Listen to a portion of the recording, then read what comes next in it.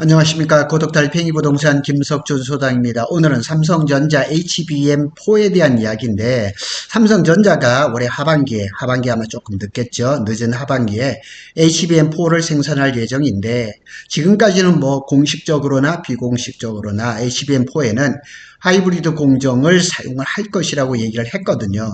근데 최근부터 이제 플럭스리스에 대한 얘기가 지금 솔솔 나오고 있거든요. 플럭스에 대해서 플렉스가 없는 그런 본딩을 얘기를 하는데, 이게 HBM을 만들면 밑에 이제 DRAM을 쌓죠.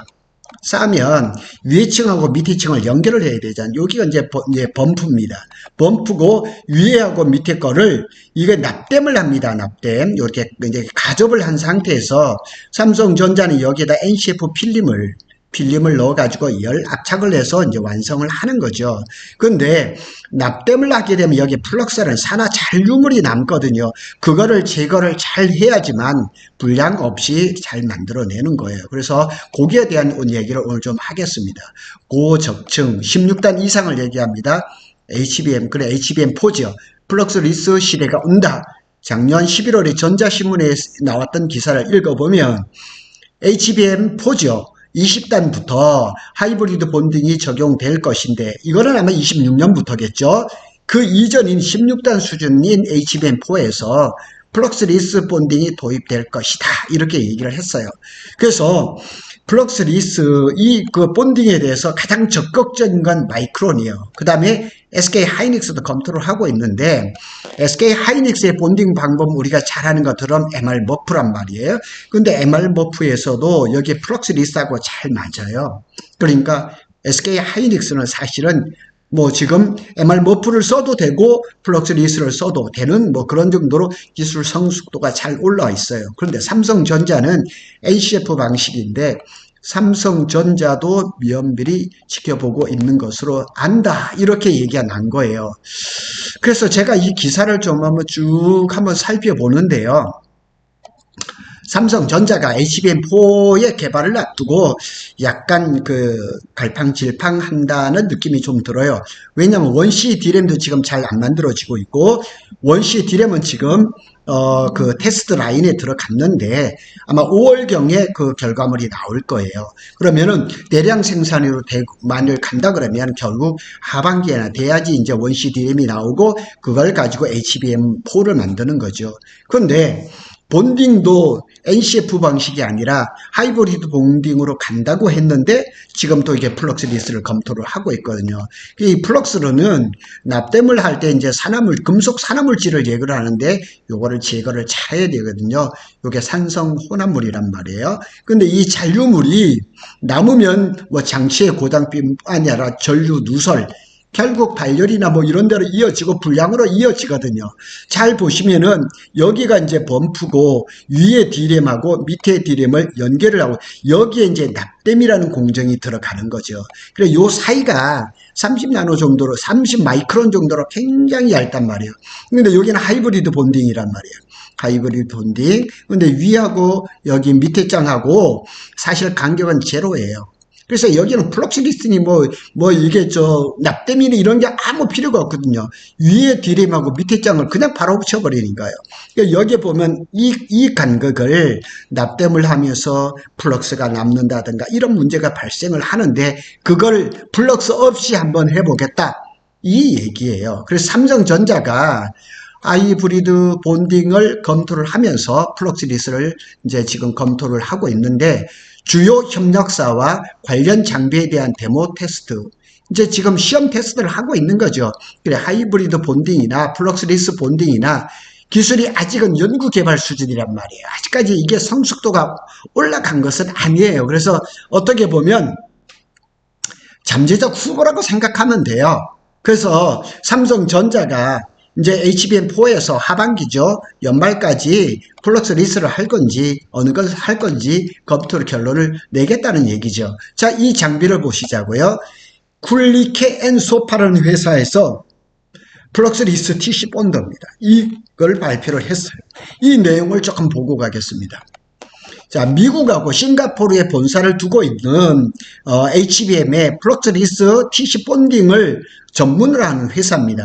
굴리케 엔소파 KNS라는 회사입니다. 여기에서 이 이제 플럭스리스 본딩에 대해서 상당히 앞서고 있는 것 같아요. 그런데 삼성전자가 지금 국내 업체하고도 접촉을 하는 것 같고 외국 업체라 그러면 KNS 여기가 맞는 것 같아요. 그래서 여기에 있는 이 대표 이 부사장인가요? 총괄 부사장 이분이 벌써 국내에 와서 뭐 인터뷰를 하면서 시장을 좀 한번 넓혀 가보려고 이러겠습니다. 여기 보면 미국하고 싱가포르에 본사를 두고 있어요. 우리가 잘 아는 것처럼 DC 본더에다 또 그 잘 하는 회사가 있죠. ASMPT. 그래서 저 SK 하이닉스가 ASMPT에 TC본도 장보를 들여서 지금 한 30대를 들여왔다 그러거든요. 하여튼 그런 얘기가 지금 계속 이어지고 요게 이제 플럭스리스 TC본더입니다.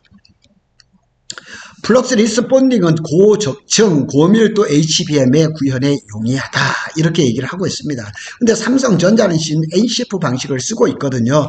여기에 보면은 이렇게 빨갛게 보이는 부분 여기가 이제 NCF 이제 그 필름이 들어가죠. 그리고 여기에 이제 위에하고 밑에 D램을 납땜을 하는 거기에 이제 플럭스가 들어가는 거죠. 여기는 이제 SK 하이닉가 쓰는 MR 머프 방식이죠. 여기는 이렇게 필름을 까는 게 아니라 EMC라는 에폭시 물질을 여기다 갖다 주입을 하는 이런 방식이에요. 그래서 어느 방식이 더 좋느냐? 지금으로 봐서는 당연히 MR 머프 방식이 수율도 잘 나오고 이것을 이용한 SK 하이닉스가 굉장한 지금 그 수율에다가 영업이익을 많이 내어왔던 것은 사실이란 말이에요. 그래서 플럭스리스는 여기에 나와 있는 것도 MR 머프, 메설 리플로 몰디드 언더필 여기에 주로 적용되는 기술이에요. 그러니까 이게 누가 쓰고 있는 방법이냐? SK가 쓰고 있는 거예요. 그래서 SK가 쓰고 있는 MR 머프하고 플럭스리스는 찰떡궁합이에요. 그러니까 SK 하이닉스에서는 뭐 MR 머프로 가도 되지만 플럭스리스가 좋다 그러면 언제든지 갈 수 있는 그런 준비를 하고 있는 것 같아요. 그래서 MR 머프는 D램을 하나씩 쌓을 때마다 열로 임시 접합, 납땜을 얘기하는 거예요. 임시 접합한 다음에 완전히 적층된 상태에서 열을 가해서 리플로우죠. 접합해서 마무리하는 과정을 거쳐요. 그래서 각 칩 사이에 EMC, 그러니까 에폭시 계열의 물질이에요. 그걸 빈틈없이 주입을 해서 그 오염을 방지를 하고 수위를 잘 하는 거죠. 그래서 기존 MR 머프에는 범프에 잔존하는 산화막을 제거하기 위해서 플럭스라는 물질을 도포한 뒤에 씻어냈어요. 이걸 잘 씻어내야 되는 거죠. 그런데 HBM4에서는 여기에 이제 그 HBM의 입출력 단자 IO라 그러죠. 인, 아웃을 얘기를 하는 거죠. 그래서 지금 HBM3E에서는 1024개인데 이게 HBM4에서는 2048개로 늘어나는 거죠. 어마하게 많으니까 범프 사이의 간격도 줄어들게 되고 세정되지 않은 그런 어떤 물질이 남아있다면 실내스에 손상이 가기 때문에 플럭스리스 본딩을 고안하게 된 거죠. 그래서 플럭스를 쓰지 않고 범프 주변의 산화막을 제거하는 것이 핵심인 것이에요. 그냥 눈에 보이지도 않는 그 틈에 남아있는 그런 어떤 산화물질을 제거하는데 플럭스리스가 탁월할 것이라는 얘기죠.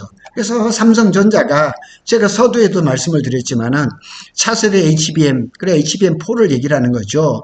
본딩에서 고민이 깊을 것이라는 얘기예요.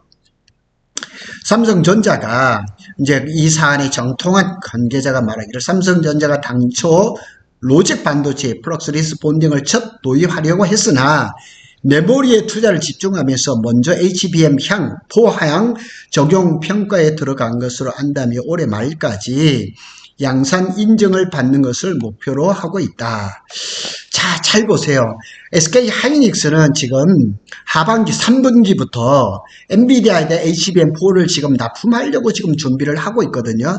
적어도 아마 3분기 그 초부터는 대량 양산에 들어가서 그냥 그 하반기부터 납품이 되지 않을까 하는데 삼성전자는 아직까지 거기까지는 못 미쳤어요. 그래서 삼성전자는 지금 뭐 플럭스리스 이런 본딩 이런 것들을 올해 말까지 그러면 삼성전자는 HBM을 올해 말 올해 말에 그 생산되기도 좀 버겁다는 얘기죠. 내년 초에 생산되는 게 맞다고 보겠죠. 그래서 일정상으로 보면 삼성전자가 HBM4에서 SK 하이닉스를 역전을 시키려고 하는 그런 계획은 좀 안 맞는 것 같아요. 그래서 삼성전자가 HBM4 본딩 기술로 일단 검토하고 있는 건 이렇게 세 가지입니다. 그래서 지금 가장 많이 쓰고 있는 NCF 방식은 비전도성 접착 필름이에요. 일본에 있는 레조낙이라고 옛날에 이제 쇼와 덴코라는 회사에서 그냥 독점적으로 필름을 공급을 받아서 지금 HBM을 만들고 있는데, 지금 국내 LG화학하고 이 NCF 필름을 이거를 지금 개발 중에 있습니다. 그래서 소재를 국산화를 하려고 지금 노력을 많이 하고 있거든요. 두 번째로 생각하고 있는 것이 플럭스리스입니다. 지금 전에 말씀드린 대로 그 다음 것이 이제 하이브리드 본딩입니다. 근데 이 세 가지를 가능성을 다 고려해 보면 머리가 복잡한 거죠. 어떻게 보면 SK 하이닉스 MR 모프라는 수율 좋은 그 본딩 방법을 딱 확고하게 확정을 해놓고 하이브리드 본딩도 검토하고 플럭스리스도 이렇게 검토하고 완전 대안을 딱 만들어 놓고 1안, 2안, 3안 이렇게 하는 것이 아니라, 삼성전자는 어떻게 보면 아직까지도 HBM4에서 하이브리드 본딩으로 갈지, NCF 공정으로 갈지, 플럭스리스로 갈지 아직까지는 모르는 거예요. 그래서 제가 뭐 정확한 그 내부 사정은 모르겠지만은 SK 하이닉스는 어느 정도 이게 벌써 기술 검토는 다 끝나고 기술 연구소 수준에서 HBM4를 하여튼 뭐 MR 모프 공정이라든가 이런 걸로 통해서 지금 계속 연습을 하고 있는 것 같아요. 지금 나오는 여러 그 정보에 따르면요. 그래서 다른 거 아니에요. NCF는 범프 수와 D램 적충수가 많아질수록 신뢰성 및 방열 특성을 제대로 구현하기가 어렵다. 그러니까 NCF가 삼성에서는 적충이 16단 이상이 되면 더 좋을 것이라고 얘기를 하는데, 다른 관계자들은 그렇게 얘기가 안 하고 있죠. 그 다음에 하이브리드 본능은 기술 성숙도가 부족한 상태란 말이에요. 그래서 대안으로 나온 게 뭐냐? 플럭스리스라는 거죠. 그래서 삼성전자가 지금 기술적으로 약간 어려움을 겪고 있는 것 아닌가 하는 생각이 듭니다. 그럼 하이브리드 본등을 뭐 많이 나왔었지만 또 하나 또 한번 살펴보고 갔습니다. HBM은 D램 여러 개를 쌓아서 지금 8층, 12층이죠. 16층, 20층 이렇게 갈 건데, D램 사이에 범프라는 건 동그란 돌기가 이렇게 되는데 거기를 납땜을 하거든요. 납땜.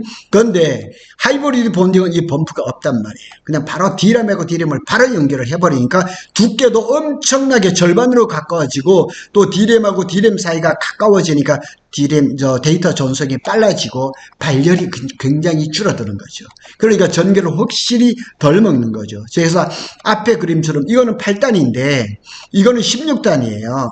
근데 요 D램하고 D램 사이에 범프가 없으니까 여기는 지금 30나노란 말이에요. 여기 요 사이가. 근데 없죠. 그러니까 두께를 그냥 획기적으로 줄일 수가 있고 데이터가 빨리 전송이 되고 그다음에 전기도 적게 먹는 굉장히 좋은, 그러니까 지금 연구 R&D 상태로 봤을 때는 최상의 본딩 방법인 거는 틀림없는데 아직까지는 기술 성숙도가 이 대량 생산하기에는 부족하다는 거죠.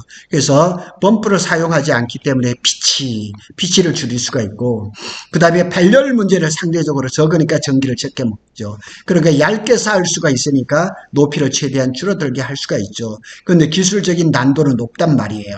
그리고 IO 개수가 2배나 많아지니까 온라인에 약간의 어려움이 있는 거죠.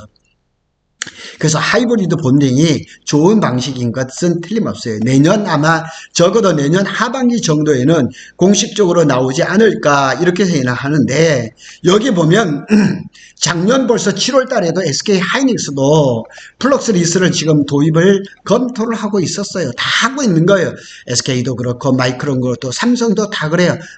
삼성이 지금 잘 못해서 삼성만 특별히 이런 것도 아니에요. SK 하이닉스도 보면은 플럭스리스를 지금 잘 검토를 하고 적용을 할까 하는 것도 고려 중에 있어요. 그리고 HBM4 16단에서 플럭스리스를 적용해 볼까. 그동안에 또 16단은 지금 잘 MR 모프로 잘 하고 있잖아요.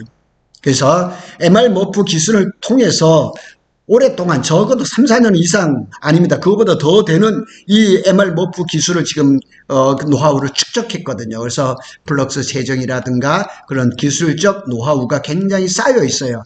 분명한 것은 SK 하이닉스가 유리한 건 사실이란 말이에요. 그래서 HBM4 16단을 목표로 해서 기존의 기술, MR-MOF죠. NR-MOF하고 플럭스리스를 병행해서 개발을 하고 있다. SK 하이닉스에는 그냥 확실한 것은 현재 어드밴스드 MR-MOF로도 충분하다는 거죠.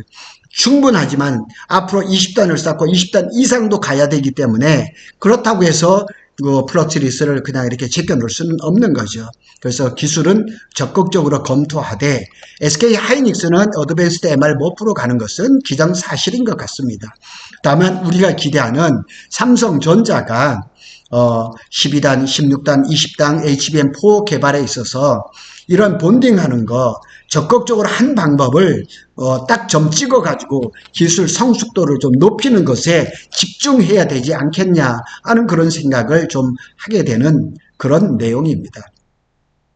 고독 달팽이 부동산은 삼성전자와 SK 하이닉스의 반도체 소식을 빠르게 전해드리고 있습니다. 감사합니다.